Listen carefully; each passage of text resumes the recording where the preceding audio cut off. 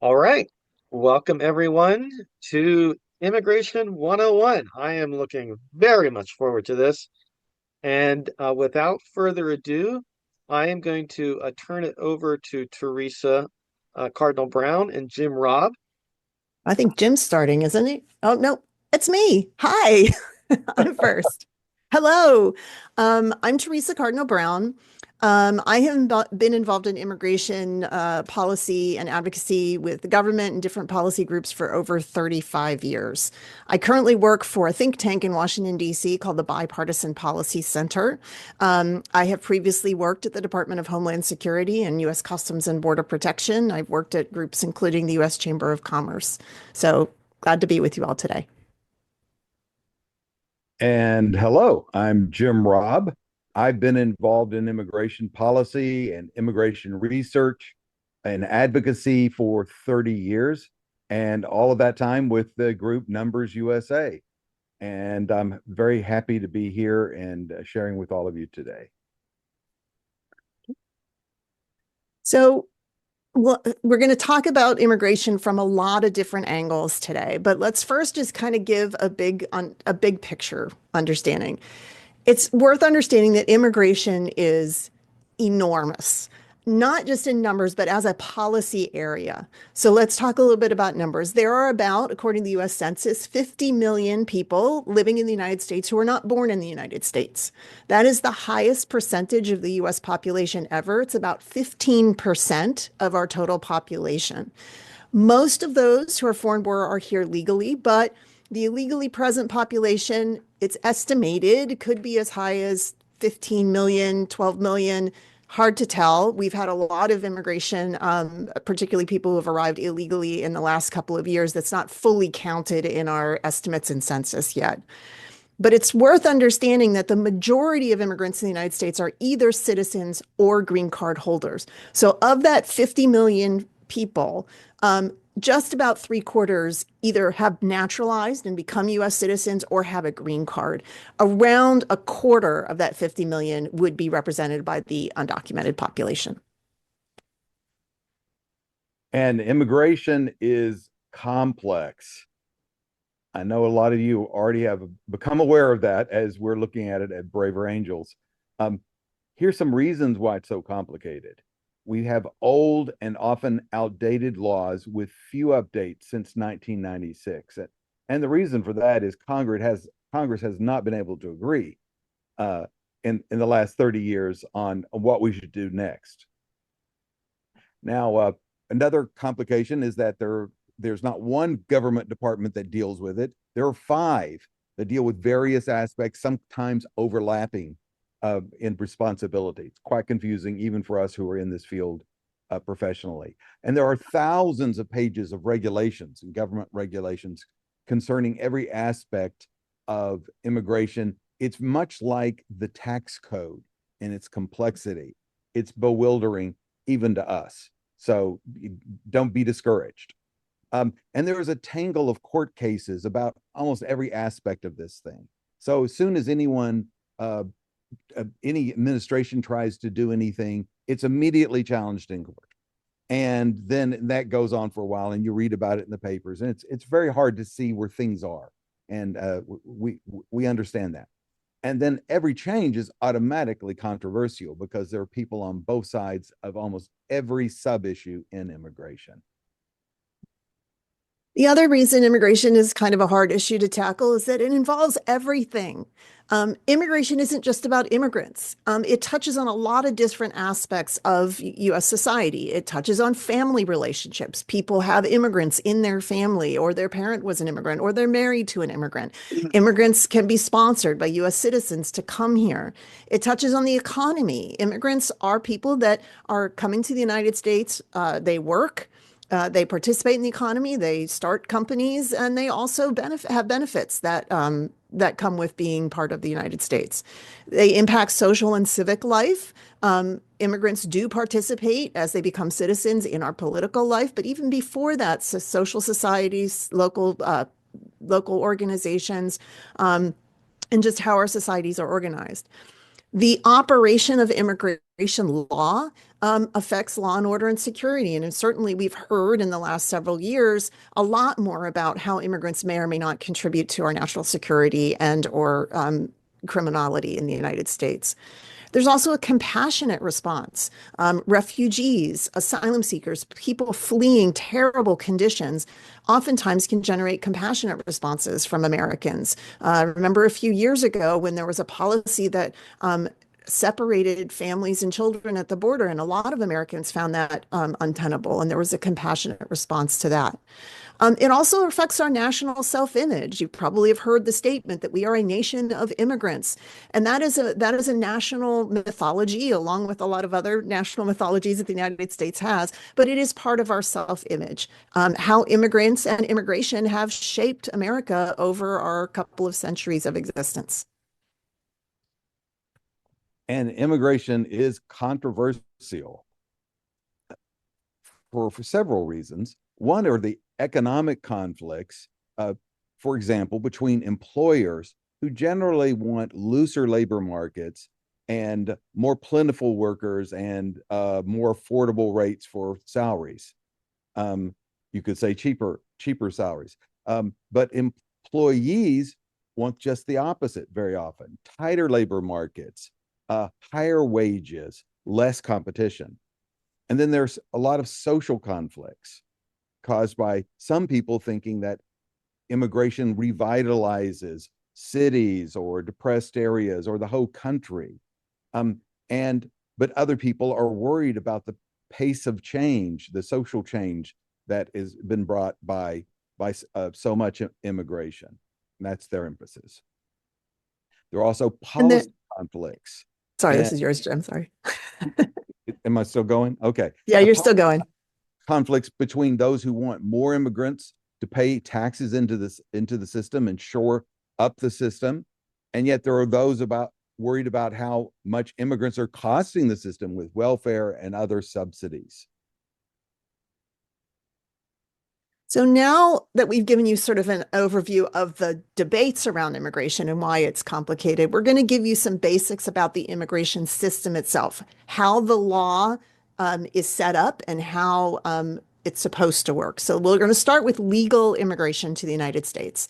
So first thing to understand is that permanent resident visas, also called green cards. So these are people who are allowed to live and work in the United States indefinitely.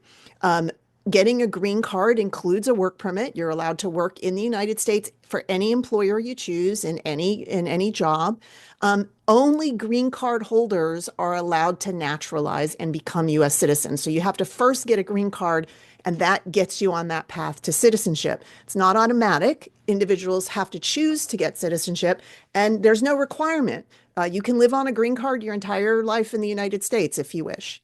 But it also includes the right to sponsor certain family members when you get a green card, so you can sponsor other members of your family, notably your spouse and minor children, to come to the United States.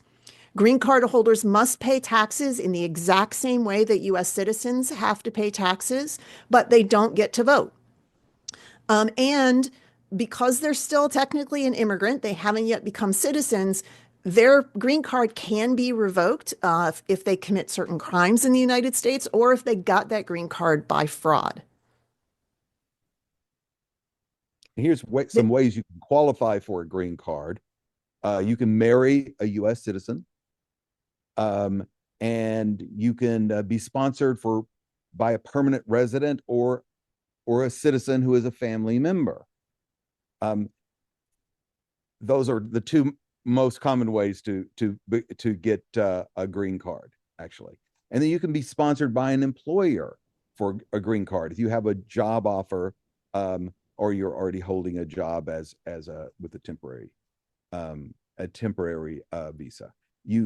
You can be admitted first as a refugee. If you are a refugee, brought in as a refugee, 1 year later, you're allowed to apply for a green card. So you can be granted asylum status.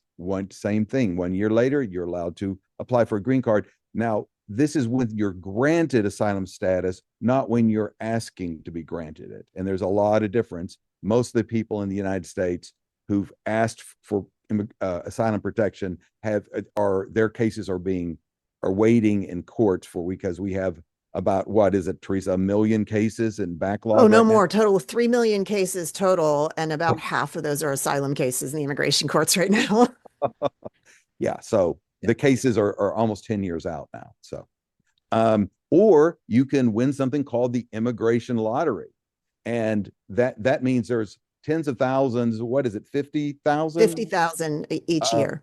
50,000 visas are offered to certain countries who don't have as high a number of immigrants in the country. We don't have the experience of having as many people coming from those countries, and those citizens of those countries are in a lottery, and they're really, if you win the lottery, there's not a lot of other qualifications you have to have. So I've had several Uber drivers tell me they won the immigration lottery, for example.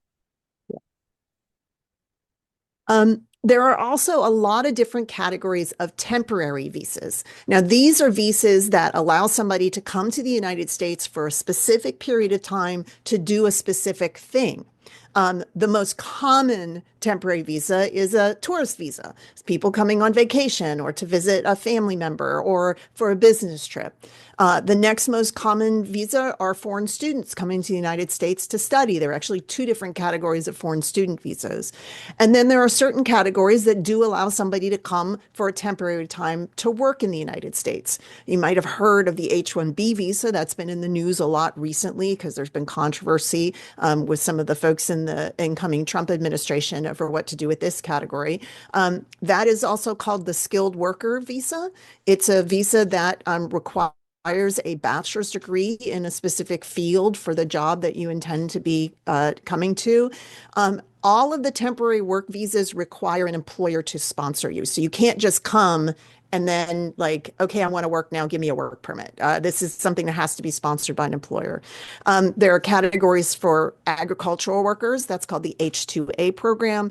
There are categories for temporary jobs that are not agricultural. So you could think maybe seasonal hospitality in resort areas. Intercultural workers, such as the Q1, intercompany transferees, if you're transferring from a affiliate or a parent of a multinational company abroad and coming to work for that company here. Let's just say that these categories, there are about 28 of them in total. And so there are a lot of different categories, but they are restricted to the particular purpose you're coming for. And you can't just do other things. But for most of these categories, in fact, almost all but I think three, before you can get this visa, you have to convince the officials that you don't intend to immigrate. The technical term is you have a foreign residence you do not intend to abandon. In other words, you're not going to come and apply for a green card, which means temporary is over here and green cards are over here. And it's usually very difficult to go from one to the other. Yes. I mean, it's probably worth pointing out a couple of other things. We've got about more than a million, 1.1 million foreign students as of the last school year on the student visa. So it's quite a large program. Yeah. And we've got probably about 1.3 million total temporary work visas that are authorized each year. And they last from 1 to 6 years. So the whole population of people who are here temporarily is quite large. And one category of illegal immigration is people who come in temporarily, but they overstay when their visa runs out. Yeah, we'll get to that. We didn't talk about how many green cards there are each year, and I should probably point that out as well. Yes. In the legal immigration system, certain categories of green cards have caps. So the one uncapped category is spouses, parents, and minor children of U.S. citizens. So a U.S. citizen can sponsor their parent, their spouse, or their minor children, and there's no annual limit on the number of those green cards that can be issued each year. It's just as much as the system can process. Then there are categories that have annual limitations. There are 226,000 other family-based green cards, and those are the other family members of US citizens or the family members of green card holders. So a total of 226,000 each year available for them. And of those, of the work visa categories, when an employer is sponsoring you for a green card, there's 140,000 of those each year. Then in addition to the and each of those totals are subdivided by categories as well. So the type of relationship you have is what category of family visa you have, and there are sub caps there, and the type of work you're sponsored for has sub caps there. In addition to those, there's also something called a per country cap. So no country, no single country can have their nationals get more than 7% of all the green cards issued in a given year. So it doesn't matter how many people are applying, doesn't matter how big the country is. So India has that same 7% as Bahrain. But that's the law. And so depending on what category you're being sponsored for and what country you come from, if there's a very large number of people who've been applying and there's a long wait line, it could be decades before you are eligible to actually get your green card. Yeah, and I'll just point out the reason for the country caps is so that to prevent any one or two nations from dominating all the foreign immigration. But all this is really bewildering, this stuff to people who don't work with it all the time. And that's why they're immigration lawyers and why that's actually a big industry in America. It's like there are tax lawyers. It's just Yep, like very few of us do our own taxes. We usually go to an expert. It's right. inadvisable, I would say, for most immigrants to try to navigate the system on their own. Okay. So moving on, we've got categories that are kind of sort of immigration, but not exactly. For example, we've got the refugee program, where everyone knows about refugees. Now, people who are refugees are people with no hope of ever returning home. And this category is not as controversial as some of the others because it's hard to abuse this, because refugees don't just show up at your country and say, take me, I'm a refugee. Actually, these people are selected when they live outside the country, and they usually have been living in refugee camps, most often run by the United Nations, sometimes by others. And they usually been living in these camps for years, and sometimes in tents. And they have schools there, they have medical clinics, they have a whole life there in a tent city. And in every year we choose a certain number. The U.S. State Department selects a certain number to bring to the United States for permanent resettlement. And so it's not that this program is abused, but where people settle, how that's selected, and how well they meld into American culture, that is from time to time controversial. Now, asylum is what we hear about on the news all the time. This is a condition, this is a category that's governed by international treaties and U.S. law. And it's, but right now it's overused throughout the world. And that's much of what's led to the border crisis we have in this country and in many other advanced nations. Somehow, over the last 10 years or so, as Teresa and I were talking about it, the word's gotten out on the street that this is an easier way to get into a country than some other ways. And so people have been showing up, and we'll talk more about asylum and these difficulties later on. Yeah. Parole. Some of you have heard about immigration parole. Well, it sounds like a criminal term, but it's not. What happens is if you show up at the American border, or you fly on an airplane and you're what we say otherwise inadmissible, meaning the law says you, with your circumstances, are not able to be admitted under normal circumstances. The government can say, because of your particular circumstance, we are going to waive all that and put you in on parole, meaning we're going to check you into the country until we can figure out what to do with you. And at such time. Now, unfortunately, we've got 3 million cases backlog. It may take a long time to figure out what to do with you. So this is why that very circumstance is probably the biggest reason we've got the abuse of amnesty right now, because people have felt like they're going to get put under parole and be able to come into America, at least for some years. And so it's quite, and also one other thing about parole in the last few years under the Biden administration, but maybe before, it's been used more in mass rather than on a case-by-case basis. It's been used for categories of people, sometimes nationality. So all this makes it more controversial. Now, temporary protected status, called TPS. You've probably heard of TPS in reference to countries like Venezuela, various times in the past, El Salvador, Haiti, various places. And these are people who very often have entered illegally or have fallen out of status. They were legal, then they've become illegal through overstaying their visa from certain countries. Instead of deported, they're actually given work permits and a waiver from deportation, protection for deportation until their country is suitable to go back to.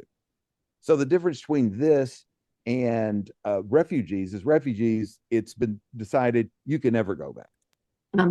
Or people who are TPS, it's like they have to decide year by year whether this still applies to your country.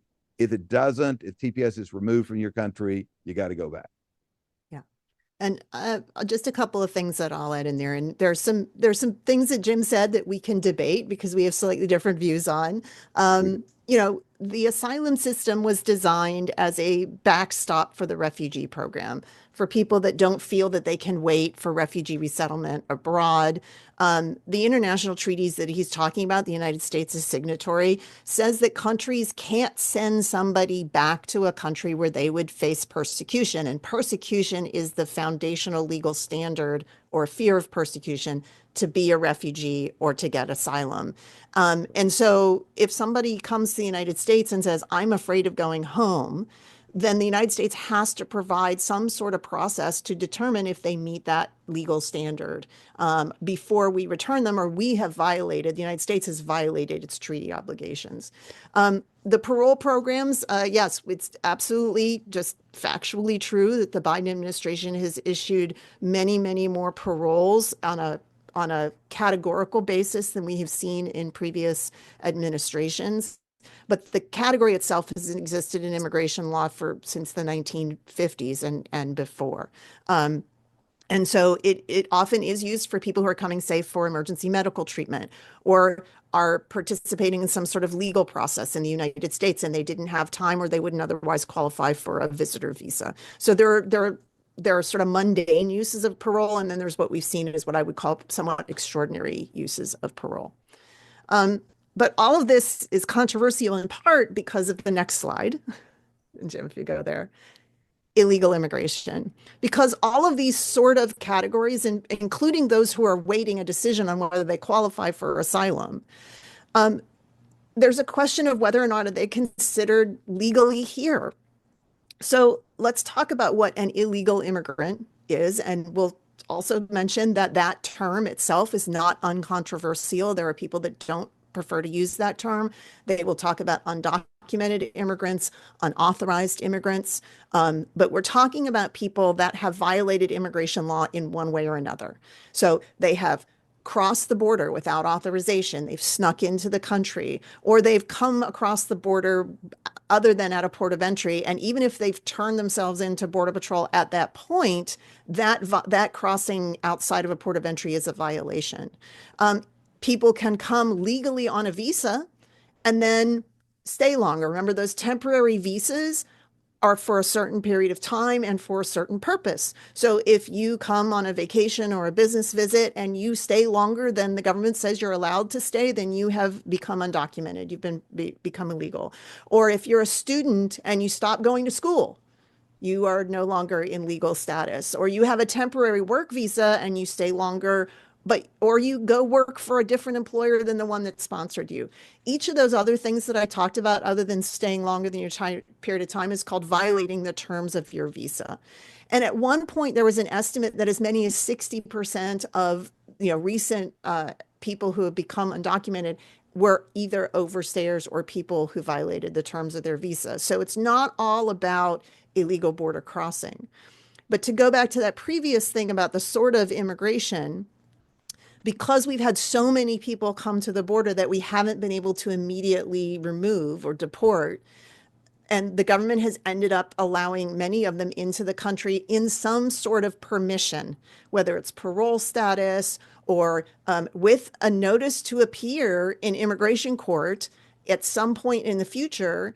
You don't have status now, you might later, but you're here with the government's permission until we figure out what to do with you. You've entered illegally, but you've asked for asylum, so you're an asylum seeker. That says the government is allowed to let you stay for a period of time while we figure that out. So there's a lot of what some have called quasi-legal status, and a lot of people in the last, I'd say 10 years, a lot more people than we've seen before have been in one of these quasi-legal statuses. And it's gotten so much so that in the last 2 or 3 years, there have been more people coming in under these kind of circumstances than the straight up legal, I'm coming in for an employment visa, or I've qualified for a green card, etc. So it's for all of these reasons. There's something called AP VoteQuest or VoteCast, which is the Associated Press runs to find out how elections turned out, exit polling more or less. And they released something, I think, a week or two ago, saying that of an enormous poll of like 100,000 voters, and found out what the biggest issues were in the election. And the number one issue was not the economy in this last election; it was immigration. So that's we're talking about a very current thing. Yeah. Okay, we're kind of at the halfway point. It's time to think, because we're just about to get to the hard part. Believe it or not, we've not gotten to the hard part yet. Need some inspiration? Let's have some inspiration. Okay. Quote, there are no problems we cannot solve together, and very few that we can solve by ourselves, said President Lyndon B. Johnson. That's a really good quote, I think. Another pretty smart guy, Albert Einstein, said, it's not that I'm so smart, it's just that I stay with problems longer. I find that so inspirational, right? Because it's like this is especially for people like Jim and I who've been doing this for 30 plus years. We still haven't solved it. Haven't installed it yet. And here's a quote Teresa found. For every complex problem, there is an answer that is clear, simple, and wrong. I'm sure every wonk loves that quote. We love that quote. From the great and we wanted to kind of put these up here because you probably started to understand that there's a lot of complexity around these issues, and a lot of places where people can disagree. There are lots of places that people can agree, and that's what we hope that the Citizens Commission can do. But next, we're going to talk about how the debates kind of break out. And you've already heard some of them as we've been going along, but we're basically going to take sort of immigration policy writ large and break it into sub issues. So we're going to start with the border, because as Jim said, the number of people coming to our border and asking for asylum or otherwise looking to come into the country is higher than it has almost ever been. It's come up and downs, but it's higher than it's almost ever been. And it's much more diverse. For until about a decade ago, 90+% of all of the people that were encountered trying to come in at the US-Mexico border were Mexican citizens. In the last year, we had people from more than 118 different countries showing up at the US-Mexico border. So But we designed a lot of our systems and policies at the border to deal with the population of Mexicans who, one, were mostly trying to sneak in. So if we caught them, we could immediately send them back to Mexico. Most were single adults and men who were trying to sneak in to work in the United States, and very, very few seeking asylum. All of that is different. So we have a large number of people from all around the world, families, children, who are asking for asylum. So let's start about asylum at the border. And we're going to talk a lot about what the different arguments are around these things. So most people, and this is due to polling, we're not saying most just generally, like there are polls that say this, but most agree that there are a lot of people asking for asylum who frankly don't deserve it. They're either faking their asylum claims or exaggerating, or frankly, they just don't know really what asylum means. They just think, I want to get to the United States and this is how I do it. Most people agree that overall unauthorized crossings have been unsustainably high. And most agree that the asylum system needs adjustment because we do want to protect people who really do deserve it. And lots of polls have shown that when people feel like the system is being abused somehow, their support for keeping asylum and protecting the people who really need it goes down. But, But but, there's a big but. asylum claims, What are the solutions, right? right? So some say that because of our treaties, we need to keep an absolute right to apply for asylum at the border. And the way to deal with all of these cases coming is just expand the capacity, add more immigration judges and immigration courts, people that can quickly decide the cases of who qualifies and who doesn't, and we send back the ones that don't. Others say that, you know what, keeping the system and just expanding it just invites more people to try, and we shouldn't allow people who are crossing illegally to make asylum claims here. And maybe they should wait somewhere else, whether it's in Mexico or another third country, or we should have another process for them because we're not able to do it and we shouldn't have to deal with it at our border. Those are just two of the positions that people have around asylum. And there's a wide variety in between there, but we wanted to kind of set up the parameters, if you will, of this particular issue and debate. Now we can talk. The next key issue is family preference versus skills based. Which way should we weight our immigration system, our legal immigration? And so, who to admit? Most people agree that immediate spouses and minor children should be allowed in. This is not controversial. Most agree that persons with certain rare skills or extraordinary ability can be helpful to our economy. That in and of itself is not controversial, but for family-based, some say we should keep our system of allowing immigrants to bring in extended family, parents and adult siblings, who in turn can sponsor, when they get their green card, can in turn sponsor other family members. And this is where the term chain migration comes from, because people sponsoring people who then in turn sponsor other people. The thing about this current setup is that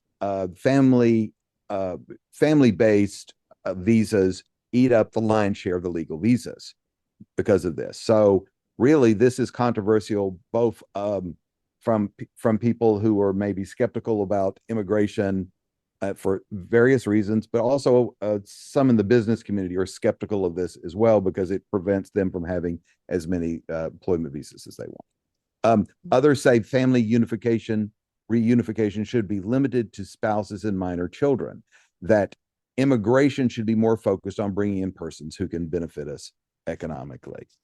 So now, I would just add one more angle to this particular debate is that there are many people who say that, you know, that definition of immediate family that we have in the United States is not shared by many places in the world.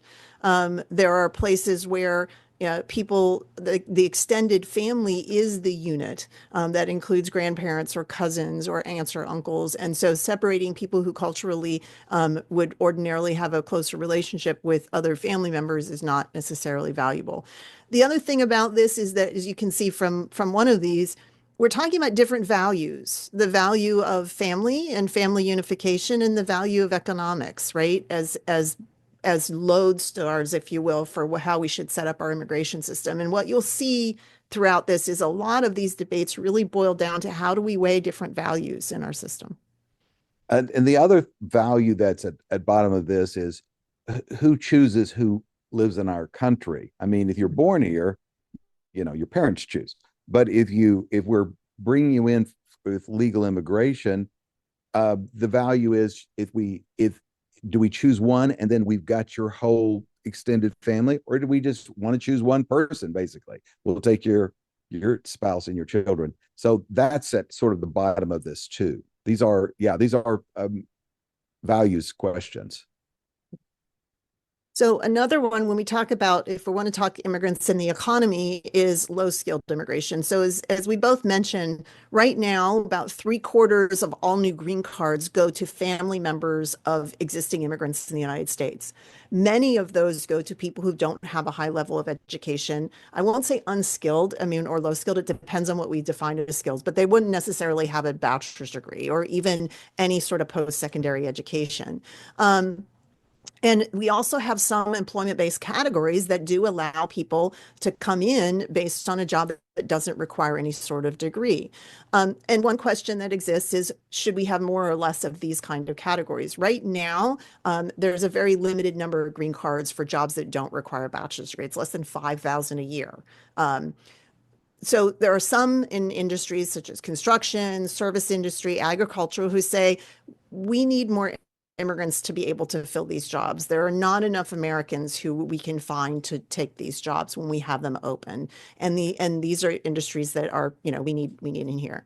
Others say that, these are people that compete with the lowest of the rung of working Americans in the United States. And if immigrants are willing to come in and take lower wages, then that's making these jobs too low paying to attract Americans. And so we should adjust the numbers so that we can make sure that the employers are paying sufficiently to attract Americans into these jobs.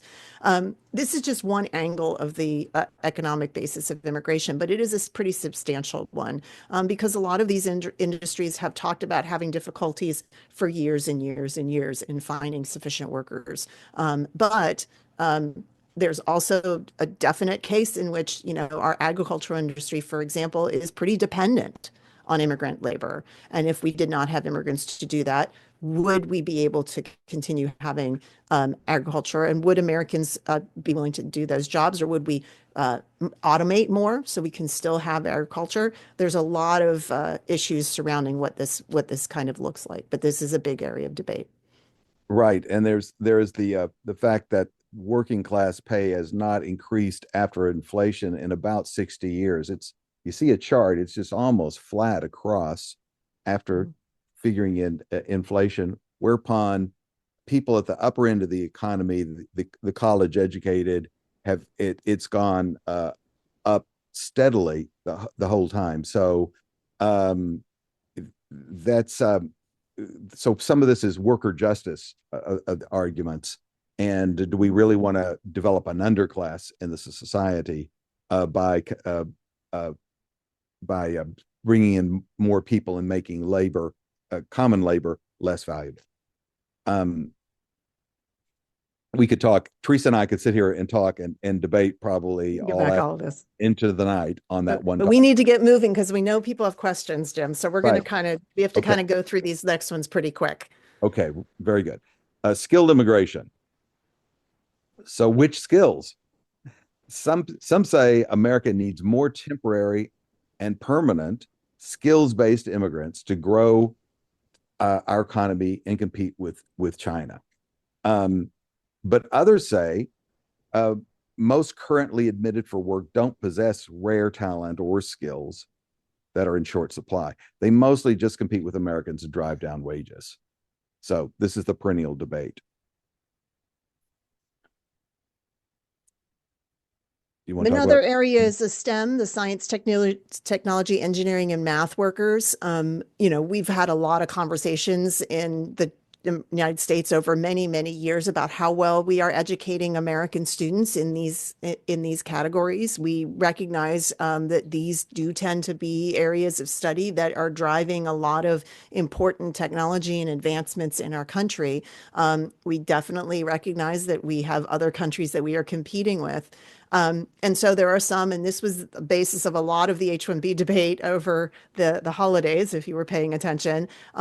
Does America need more of these people? Should we grow that number of people and focus on people with these particular skills to come to the United States via expanding the H-1B category or green cards? And there are many who think that these are the people that will drive innovation and productivity and new inventions into the future. But others say that most of the people who come in on these categories don't have like the highest of skills. They mostly are at the entry level and they compete with Americans coming out of colleges in these degrees. It is true only half of US STEM grads work in STEM fields. That's not necessarily unusual. Many people go into college with an idea of one area of study they want to do and come out going, yeah, I don't want to do that and do something else. But that level of drop off, maybe we need to encourage more people to stay with it. So again, going back to the beginning of our slides, these are all arguments that are caught up in lots of other arguments and debates in our economy, not just about immigration. And then there's the debate about permanent visas versus temporary work visas for workers. So some say that temporary work visas tie workers to one job and are inherently exploitative. For example, with an H-1B visa, you're taking a job the visa is connected to the job, so you really do have to stay at that job. So that's why people say it's inherently exploitative. That job visas should be permanent and without all the conditions. But others say the U.S. has no real shortages of skilled workers over the long term, that employers' short-term needs should be met with short-term, not permanent workers. So these are like opposite sides of the same coin on that. Yeah. Are I need permanent or are they more temporary? And that drives very quickly into the next question, which is just how many people should we let in overall? And Jim works for an organization called Numbers USA. For him and a lot of his colleagues, it is all about the numbers. As we mentioned, our legal immigration system lets in around 1 million new green card holders each year, and somewhere between 3 and 4 million longer term temporary residents, whether it's students or work visas. I'm not including the visitors and the tourists in that. So that's a lot. That's more than any other country. But is that too high or too low? How should we determine how many people we want to admit in the country? So if you want to go to the next slide. So almost everyone agrees that America needs some level of continued immigration now and into the future. You've probably been reading about the declining birth rate trend in the United States. It's been declining since the 1970s in the United States. The Congressional Budget Office recently estimated that by 2040, deaths would exceed births in the United States, and all future immigration growth or all future population growth would come from immigration. Our population growth rate has been declining and still is over the long term. So most agree we need a certain number of immigration to keep our population stable. But where does that leave us? So some say that America should increase immigration to grow the population because growing population generates economic growth. We need to counter those declining birth rates. We also have an aging population, which means our working age population available to support our retirees is shrinking. And one way to very quickly address that is if immigrants are coming in and can pay to help support those systems. But others say, look, our population has doubled in 70 years. It is still growing. It's just growing at a slower rate. But if we reduce immigration, we could stabilize our population and meet those needs without, sort of an unlimited growth. Right. I think as this question of immigration gets sort of the next phase in our national debate, I think the question about numbers is going to become more and more prominent because we want to face what size of country do we want? I mean, we're already the third most populous country in the world, and there's lots of it's very complicated. And Teresa and I had a good long conversation yesterday about this very topic, and And we'll have more, I'm sure. we'll have more. We'll have more. All Next right. thing, the key debate on immigration is let's tune up the asylum and refugee policy. Okay, so do we need to be tougher or more generous on these programs? Some say the system is too narrow, especially in asylum, and doesn't protect those fleeing from crime, from sexual violence, or other situations not in the international treaties and U.S. law that defines refugees and asylum criteria. We should just say, Teresa said it once, but the five criteria for being to be getting an asylum granted for a person is you have to have a well-founded fear of persecution from one or more of five things: political views, religious views, racial, what race you are, what social group you belong to, or political opinions. Or did I mix up two? Religion and your Religion. nationality. Yep. Nationality. Thank you. Yep. Right. So, but some say that's not broad enough. Others say the existing asylum system is being exploited by false claims, that cities and states receiving migrants are being overwhelmed. See New York City about that. And that criteria should be narrowed, in fact. Mm-hmm. So it's a big debate. Yeah. All right. And last but not least, what do we do with illegal immigrants already in the United States? So we already mentioned, for many years, the total number was estimated to be between 10 and 11 million, but we've seen a lot larger increases in the last several years. So we're probably out about 15 million, between 12 and 15 million right now. But what do we do about that?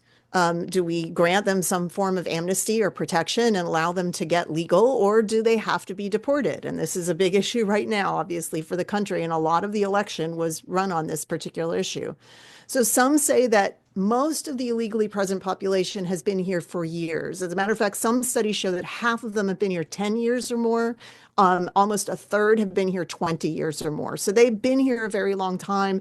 They've developed roots in the country. Many are married to American citizens or green card holders, but because they've been here illegally, they can't get a green card, even though their family member could sponsor them. Their being here illegally prevents them from getting a green card. So should we provide them some sort of way to get legal? Others say that the increase in legal entries during the last few years means we have to address this now, and we can't let people stay that long and develop those equities. We need to reduce the burden on communities. And if we created a process that let somebody who stayed here long enough get legal, then would that encourage future illegal entries? This is a big central debate currently right now, and is one of the key things that is preventing Congress from moving forward because the disagreements here are so strong. Right. I completely agree with that. Worker verification. Now, some say that limiting job access to citizens and legal immigrants by using the government's existing e-verify system will do more to reduce illegally present migrants than any other wall or deportation plans. Got to admit, I'm one who says that because there's always a way over a wall.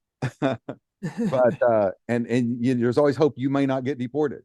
But so the government, I think Teresa and I agreed that we would define what e-verify is right here, because some people have never heard of it, other people have heard of it but don't know what it is. And so before we talk about e-verify, we need to kind of understand that right now the law says that every employer, when they hire somebody, has to get proof from that person of their identity and their legal authorization to work in the United States. So if you've ever been employed or recently changed jobs, you were probably asked by your employer to bring in something. If you're a US citizen, the most common documents that you present are your driver's license and social security card. It could be your US passport. A green card holder can provide their green card. If you're here on one of those legal visas that allows you to work, you have evidence from the government that proves that you're allowed to work. E-Verify is a system that was created in the mid 1990s that allows that employer to check the documents you give them against a government database to say, are these valid documents? On the web. Um, It's a yeah, web. on the web. Hmm. Um, it's voluntary for most employers in the country. There are some states that have mandated it in their states for all employers in their states, and any employer that's doing business with the federal government has to use it. But the vast majority of employers in the United States, E-Verify is not mandatory. And this is where we get to the others say, because for many industries that know whether they have proof or not. They strongly suspect that many of their existing workers are undocumented. If they were to do this, they would lose all those workers and may not be able to replace them. This gets back to the lesser skilled visa category. So oftentimes this debate about whether or not we mandate E-Verify for all employers goes along with the question of what do we do about the people already here? Do we pair it with some form of legal status so that employers would be able to maintain existing workforce, but we would deter future immigration? How that system works, whether it works, there are questions about even US citizens and legally authorized people sometimes get told by E-Verify they're not authorized to work. And I actually had that happen to my husband at one point because Social Security Administration got his middle initial wrong. Yeah. So right. So the E-Verify law forbids anyone from checking employees who are already hired by you. So if you had a chicken farm, you had 1,000 employees, half of them were illegally present. You started using E-Verify. You're only allowed to check people as they get new jobs or as they come in, and that's But there are proposals in law that would require people to check their entire workforce now. So that's the debate. Yeah, but that's not the current law. That's not what Not current law. Nope. Right. Nope, not current law. Okay. Okay. We can move on from E-Verify. So sort of wrapping up, we're going to do a little bit of glossary work because some of these things, and some of it we've already done, but for the slides, we've got it here. We've defined E-Verify, and it's basically bottom lines to make sure that someone is presenting non-fraudulent documents, and that's what it's trying to do. Green cards, of course, are permanent resident visas, the very first step towards citizenship. Asylums, when our courts recognize that migrants have to flee because their country, because they meet at least one of 5 possible criteria. Refugees are people who are selected outside our country for permanent resettlement because they have no hope of returning home. H-1Bs are temporary visas for educated workers. They're for 3 years with 1 renewal. And parole is when a migrant is inadmissible, but the government allows them in. Recently applied to whole groups. And that's it. That's it. There's a lot more terms we can define. We probably threw out some words that you probably didn't recognize as we were going. And there's a lot of detail and nuance to everything we said. We were given an hour and a half, and that's probably not enough time. And I already see tons of hands going up right now. Yes. David I Lapp, are you going to be picking yes, I people will. to? I Okay, will someone lower my hand. moderate this Q&A session. So, Jim, you can stop the slideshow, and so we can Sure will. see everyone here.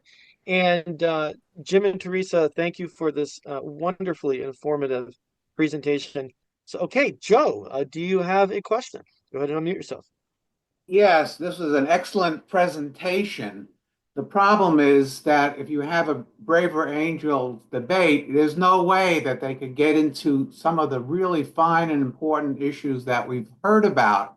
So the question is, is if you take a sliver, are you using it as a proxy for all of the various manifestations of immigration, or just simply the practice, the skills of getting people to find common ground? There's two ways of looking at it. I'm not sure which tail is wagging this dog from the point of view of the presenters rather than just David Lapp. Sure. So for my particular point of view, I helped devise the sample debate questions that you received, and Jim and I worked together on those. Our intent was to take this giant issue of immigration and break it down into sub-issues that could be debated in a forum. The reality is, and I've been doing this 30 years, rarely, even though we talk about, you may have heard of the term comprehensive immigration reform, which is when Congress tries to do one bill that tackles all of these things. It hasn't been successful at doing that. But each one of these things needs some kind of answer. They're related to other pieces, but you need to kind of sort out what you want to do with one piece of it. And then, okay, how does that impact the other pieces? And then what do we want to do over there? So I would suggest, and for the purposes of the bigger commission, where Braver Angels participants can find common ground on the smaller issues, oftentimes depends on whether they can find common ground on the bigger issue. Or even if they can't find common ground, like Jim and I disagree on what population growth means to the United States. I think we just have fundamentally different worldviews on that. But that doesn't mean we couldn't agree on a way to determine how we should figure out future immigration. So sometimes you can still disagree at the big issue and still find a way to compromise on the smaller issue. Sometimes you find that you can come to common ground on the smaller issue and it has implications for the bigger one. I don't know, Jim, do you have another thought on that? No, that's great. That's excellent. Great. Thank you. Let's go to Philip. Philip, what is your question? Yes, thank you. Wonderful presentation. So I live in Washington State, and we started our urban-rural divide, a chance to bridge the urban-rural divide. So, and it's mostly tree fruit growers that are really impacted. So it turns out that that our first Common Ground workshop is going to be in Wenatchee, Washington, and that's right where those fruits are grown. Yeah. So that'll be it. So now one of our next thoughts is, well, let's do it in Western Washington.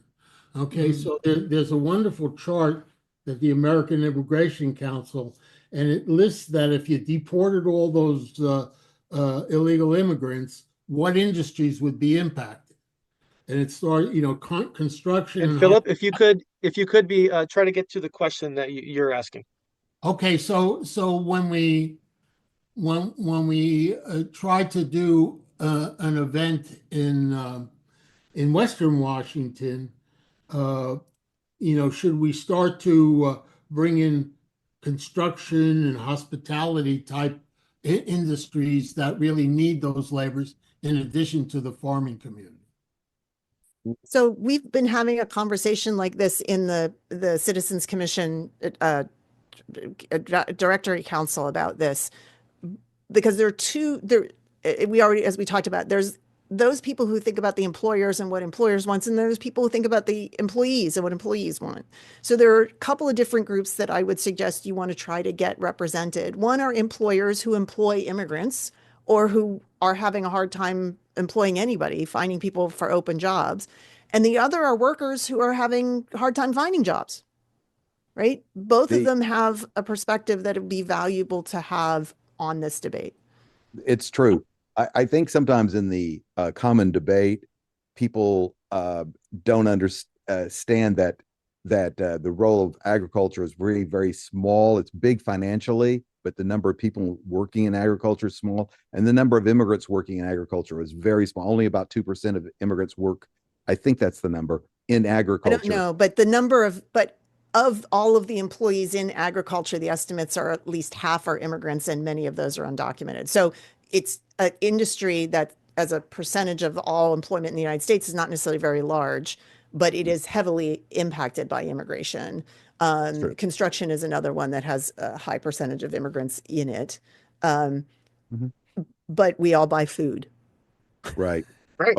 All right. Let's go to the next person, Lee. And Lee, before I call you, just a word to anyone who has, we're going to be here taking questions until the top of the hour. If there's anyone who needs to leave early, please take the feedback form link that's going to be put in the chat here in just a moment and take that with you before you leave so that you can fill that out and give us feedback on this entire day for the Immigration Initiative training camp.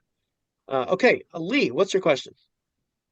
You've talked about the caps on legal immigration and that those haven't been changed for 30 years, which results in some very long lines for legal immigration. And then you've talked about the high numbers of undocumented immigrants, especially recently. Could you talk some more about how those are related? Well, that's an ongoing debate. Some people, immigration advocates, tend to emphasize that long lines for legal immigration creates more illegal immigration.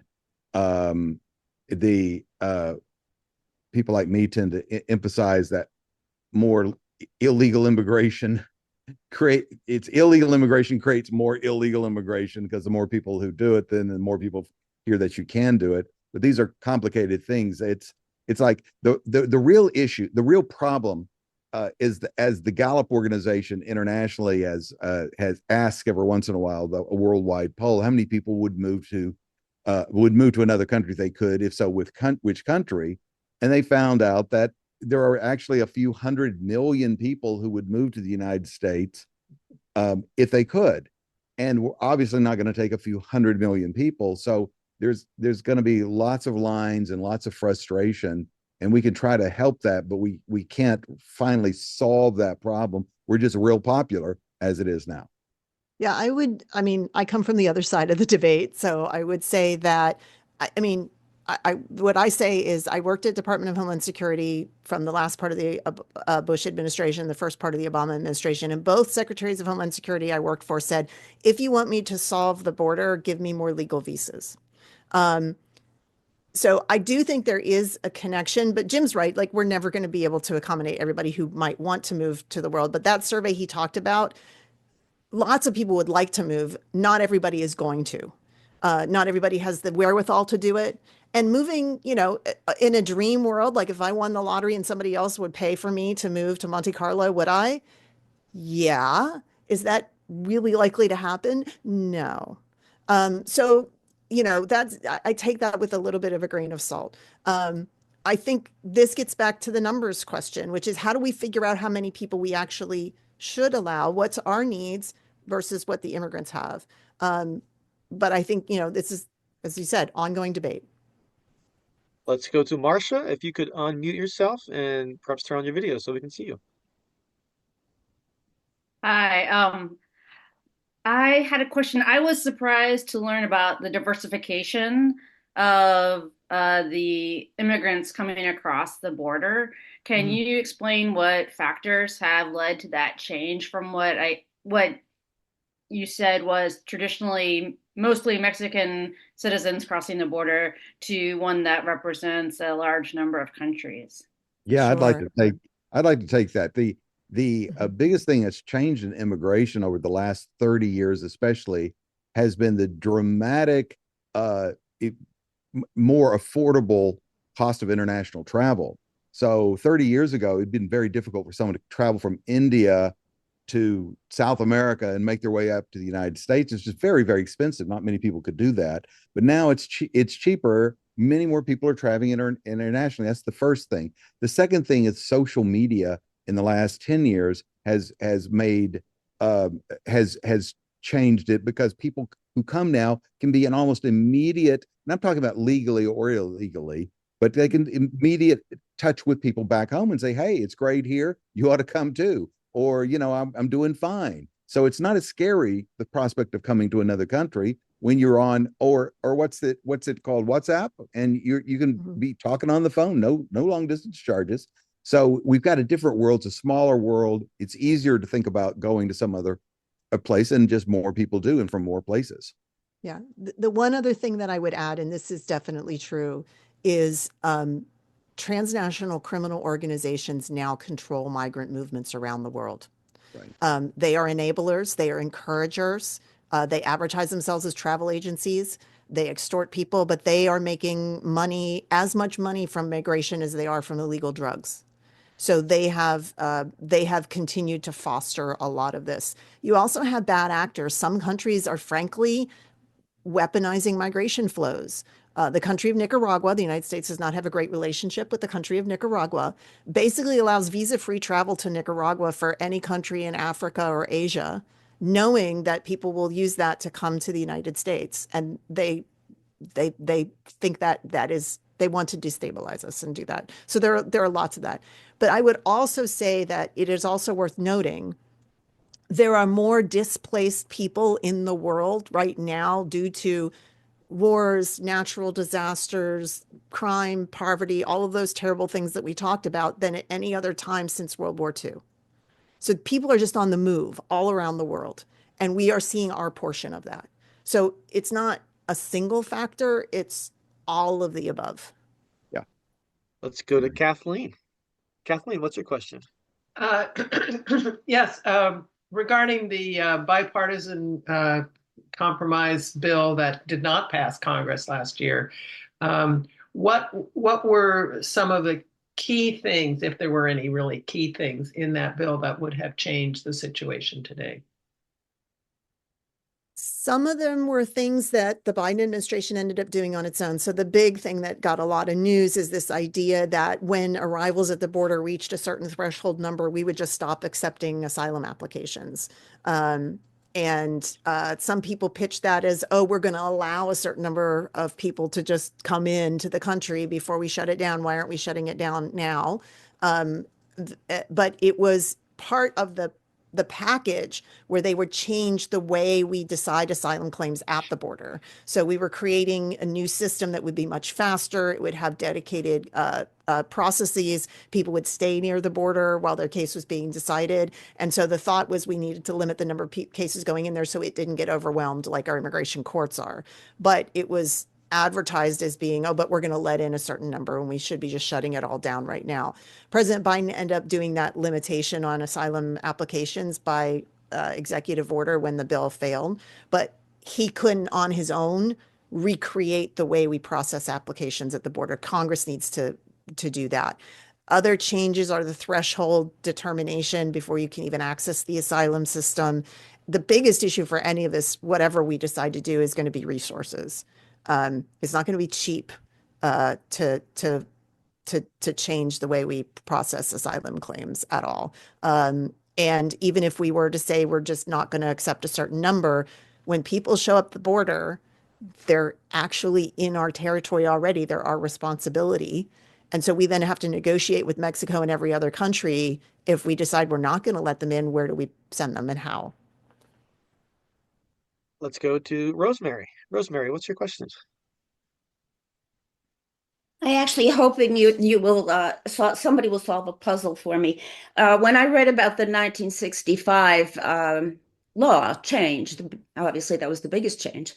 I read at least in one place that family unification was made as broad as it was, and as with as few caps as it has, because Republicans thought that most of the people who were coming to be united would be from Northern Europe because our population was predominantly Northern European at that time. It seems to me that now, because it is so broad, and even though we have a country cap, we are actually favoring certain demographics or certain national groups. And I'm just wondering if either of you could comment on that, because it never seems to be brought up. But we know the numbers of the people who are in line, and they are a few demographic groups. Yeah. Well, So a couple of things, if I can just, you're correct in that the debates on the floor of Congress when the 1965 Act was passed did indicate that many people voted for the bill and the family numbers because they believed it would not significantly change the demographics of the country. history has proven them wrong, but that's what they thought. Yeah, I don't think anybody conceived how this thing would really flow. And um, Edward Kennedy was the one of the people steering it through the Senate, said, one thing I can guarantee you, that we're not going to have 1 million immigrants a year. And he couldn't guarantee it because he didn't understand the way that how this, all these kinds of laws have so many provisions that one thing sort of fits into another like a Lego set, and it's really hard to see how it's all going to work out. But nobody thought the demographics of the country would change. But I would say, on the other hand, dramatically. But on the other hand, the '65 Act was passed in order, in part, to right the wrongs of the 1924 Act, in which there were more or less racial quotas, or actually by use of what countries, right? But not. Yeah. And so different countries had different caps, and it was definitely more visas for Northern Europe. The '65 Act meant to make it more fair, that more countries would have a shot at getting people here. And the fact that who's coming has changed demographically over time. It has a lot to do with a lot of very complicated things. I don't think it's any. Yeah. It's no plot. It's nothing elaborate. It's just it's really, really weird. We'd have to have an hour-long conversation to really even answer the question. Great. We're going to have to move on to the next question. My point just was that we aren't just creating a bias. Well, what I'm saying, what I would argue is that we should all be humble about passing immigration laws, and we should probably pass them a lot more frequently than every 30 or 40 years, because we don't know what they're going to do. And we should, if we do it more often, we can adjust. Agreed. Okay, let's go on to Vahe. Well, speaking of humility in the law, considering that, as the Cat in the Hat said, this mess is too big and too deep and too tall, we cannot clean it up, there is no way at all. Only certain aspects of immigration are going to be reformable. Certainly, we're not going to have an omnibus immigration act. So if you look at where Congress is now, and the different bipartisan caucuses within Congress, and the different sort of currents of self-interest, because really, Congress people need to vote for things that will get them reelected.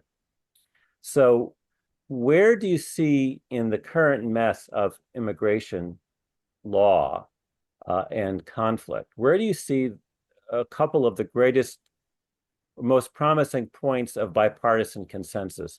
And what aspects of the problem do you think people are most willing to sit down and work together to solve? Probably I think you're seeing it right now in Congress. The Laken-Riley Act is an act to allow more swift or more certain deportation of people who are here illegally, who have committed some crime or been accused of some crime. And it passed in the House last week with about 40 Democrats voting for it, as well as all the Republicans. And then it passed the first debate test with most of the Democrats and Republicans in the Senate voting to pass it on for the debate. So we don't know that it'll finally get as much support as that.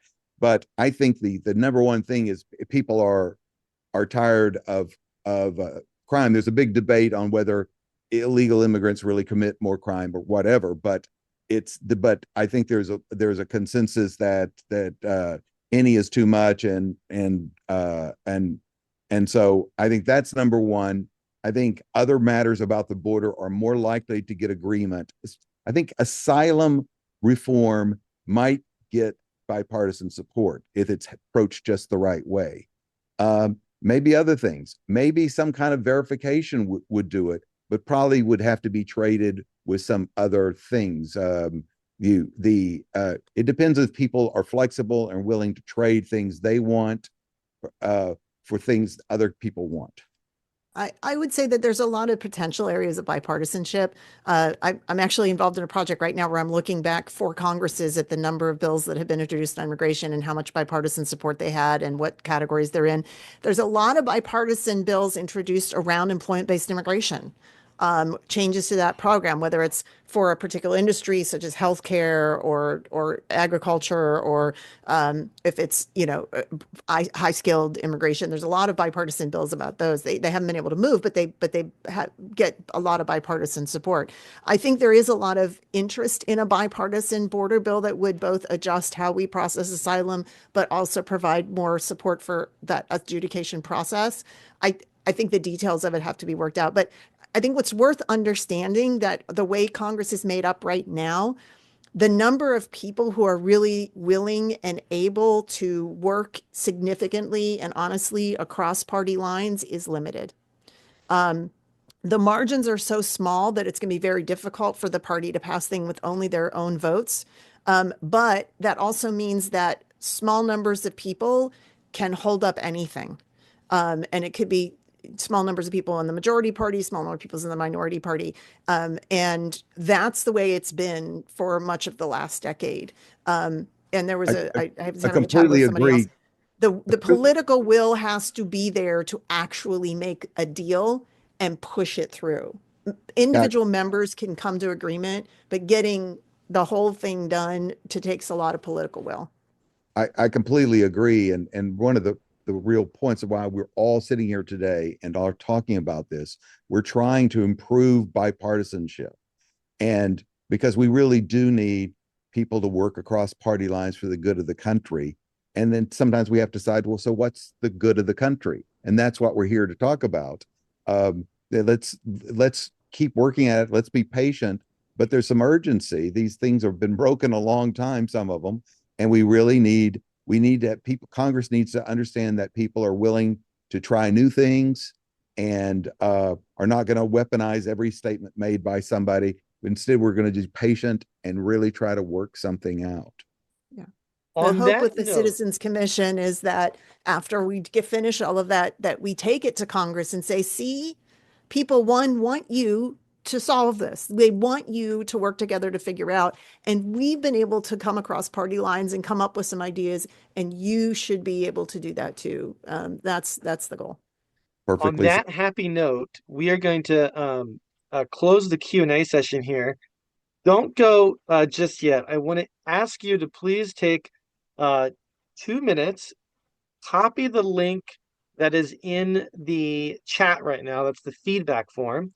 So we're going to take 2 minutes and fill that out because we really want your feedback on not only this Immigration 101 session and what you'd like to see covered in future sessions like this, but also the entire day of sessions today.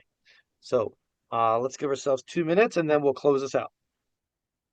Gratitude for sharing your expertise, generosity of time, and wisdom, so that we can, as you both noted here at the end, so that we can better work towards finding common ground on immigration and sharing those findings with the nation and particularly with our members in Congress. So I've really enjoyed this day with you. I look forward to working with you over the next 2 years. I think it's likely that we'll be having some future follow-up calls to kind of follow up with each other and say, hey, how's it going with organizing these sessions and moderating them and debating them. And so we'll learn and do this together as a community, and look forward to doing that. You can always email me, David Lapp, with anything. I'm at dlapp@braverangels.org. It's again, dlapp@braverangels.org. And with that, let's go out there and build a house united. Be well, everyone.